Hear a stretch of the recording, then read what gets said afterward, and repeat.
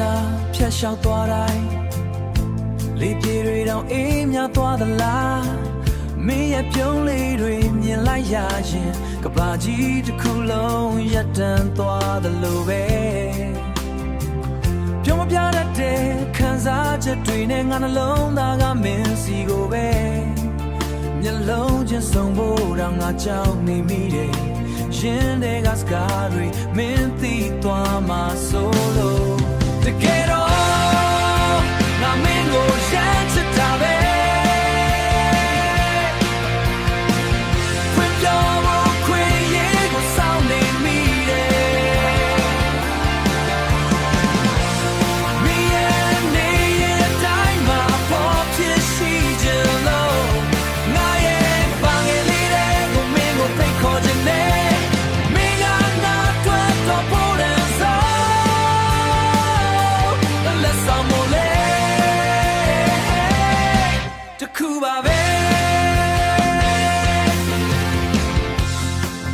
ဆောင်ရှိလိုက်တိုင်းလေ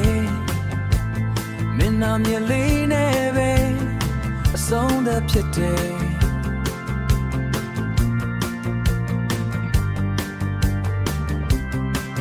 ညဘက်အိမ်မတွေ့တဲ့မှာလဲငါတို့နှစ်ယောက်တူရှိနေမနေကိုစိတ်ကူးတယ်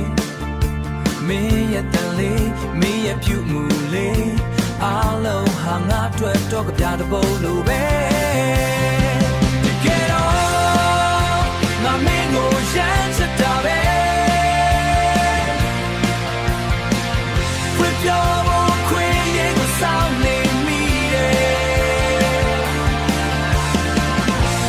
မင်းရဲ့နေရဲ့တိုင်းမှာပေါ်ဖြစ်ရှိချင်လို့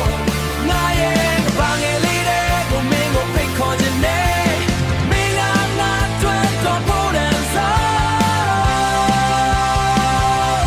Let's sound more